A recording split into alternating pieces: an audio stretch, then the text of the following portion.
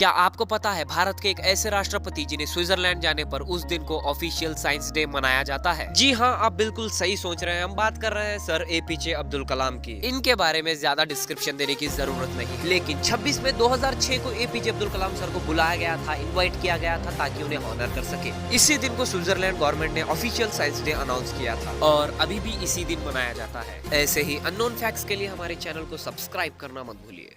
Have you checked out the breathtaking statue outside the world's top-notch physics lab? It's none other than the Hindu deity Lord Shiva, depicted in his Nataraja form, gracefully dancing. This statue stands proudly at the European Organization for Nuclear Research, also known as CERN. But here's the mind-blowing part. Scientists at CERN are delving into the existence of something called the God particle, which could unlock the secrets of how the universe came to be and how it might end.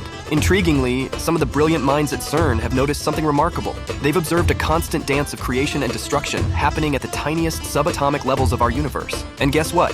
The statue of Nataraja perfectly mirrors this concept. In Hinduism, Lord Shiva is not only known as the god of destruction, but also as the cosmic dancer who performs the Tandav, symbolizing the destruction of the universe. However, there's another dance attributed to him, the Ananda Tandav, representing the creation of the universe. It's incredible to think that thousands of years ago, ancient Indian culture understood these concepts of creation and destruction at such a tiny subatomic level. It's like they were onto something long before modern science caught up. Hello, everyone, and welcome to Mr.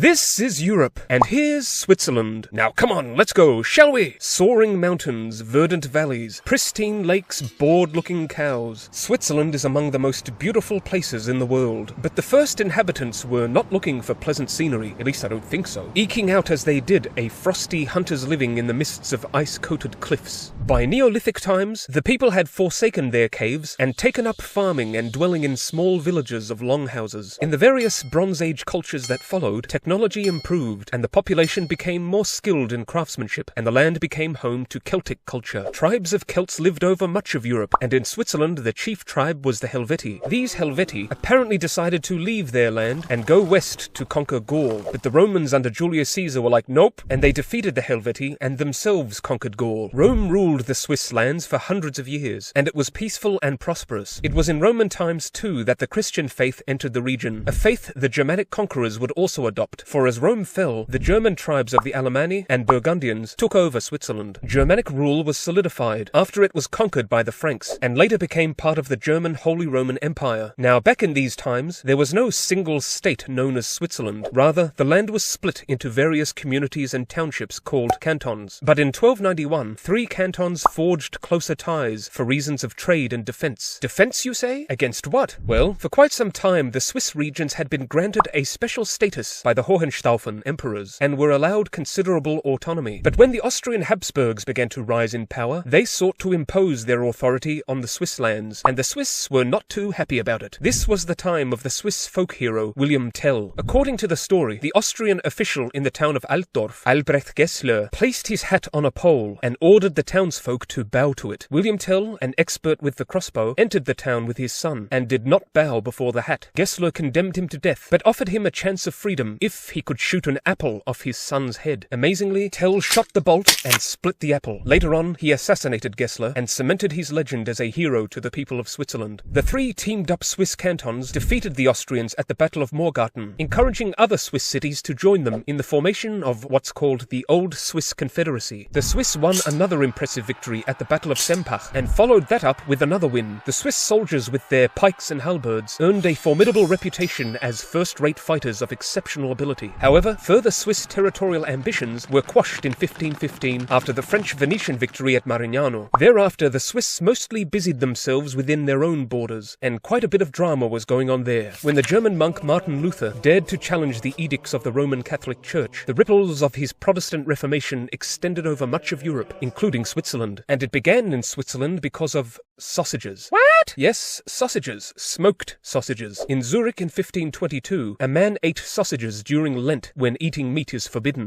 and he was arrested. A pastor named Huldrych Zwingli defended him, arguing Lent was not commanded in the Bible and that abstaining from meat should be voluntary, not enforced. Several Swiss regions adopted Protestantism. Others were determined to remain Catholic. Zwingli was killed in battle against a much larger Catholic force, who burned his body as a heretic. He was succeeded by Heinrich Bullinger, who worked together with the famous French theologian John Calvin. Calvin settled himself in the city-state of Geneva, where he welcomed English Protestants fleeing the persecution of the Catholic Queen Bloody Mary. With the Swiss lands already bitterly divided, they had no interest in exacerbating the division, and thus were neutral during the 30 Years' War. As that conflict subsided, this Swiss diplomat succeeded in negotiating independence for Switzerland from the Holy Roman Empire. High taxes sparked a peasant revolt, and Catholics and Protestants continued to fight, Catholics winning the first war, the Protestants winning the second, which led to Protestants receiving equal treatment before the law in Catholic regions. And judging from this painting, the Pope was so upset he lifted his hand up a bit. Now, after the French overthrew their monarchy in their revolution, they invaded Switzerland and dismantled the old Swiss Confederacy, refashioning it as the Helvetic Republic, named after the ancient Celtic tribe, the Helvetii. Remember them? Rage and unrest erupted under the French occupation, and it was Napoleon who later oversaw the restoration of Swiss self-rule. This state lasted until Napoleon's downfall, when full independence was regained, and the European powers accepted Switzerland's policy of official neutrality. But there was still plenty of internal agitation within Switzerland, as the disrupted system and conflicting ambitions for governance and order boiled up into skirmishes and actual civil war, though thankfully it was only a short one. After this, Switzerland received a federal constitution and a central government, thus ending the long tradition of the country being a loose bundle of autonomous states, though each canton was to have representatives in a system that emulated that of the United States. Now, having reached this point, it's important to highlight that Switzerland by this time had established itself as a major banking center, a masterful manufacturing hub, especially famed for its watches, and, most importantly of all, a prominent producer of chocolate. It was the Swiss who pioneered the idea of adding milk to chocolate to make milk chocolate, thus giving it that silky, smooth texture of scrumptious deliciousness you love so much. And you too. Yes, me too. As much of Europe would grunt and sweat under the weary burden of war, Switzerland enjoyed peace and devoted its energies to building and industrializing. Now, in 1859, a Swiss Calvinist businessman named Henri Dunant was traveling through Italy and witnessed the aftermath of the Battle of Solferino. He was shocked and horrified at the sight. 40,000 men dead or wounded and writhing in pain, with essentially no one tending to them. He immediately set about organizing the locals to care for the injured men, and thus was the beginning of the humanitarian Red Cross organization and the Geneva Conventions, international treaties and protocols outlining the rights of military personnel, prisoners and civilians in wartime. Dunant was the recipient of the very first Nobel Peace Prize. Switzerland stuck by its policy of armed neutrality during both world wars, and while it was surrounded by Axis-controlled territory, the Germans never invaded. The Swiss economy grew substantially during the Cold War, though it did not join either NATO or the EU, and the country became the headquarters of several major institutions, such as the World Health Organization and the World Trade Organization, the World Economic Forum, and CERN. Switzerland today is one of the safest and richest nations in the world, and possesses one of the highest levels of human development and quality of life, and has given the world brilliant achievements in the realms of science, art, sport, and literature. And chocolate? Yes, and chocolate. I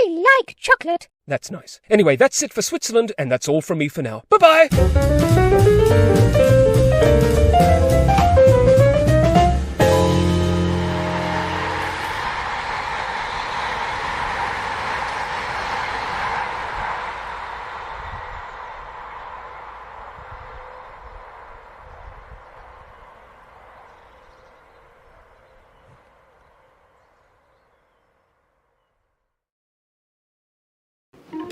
எங்கடா கிளம்பிட்ட?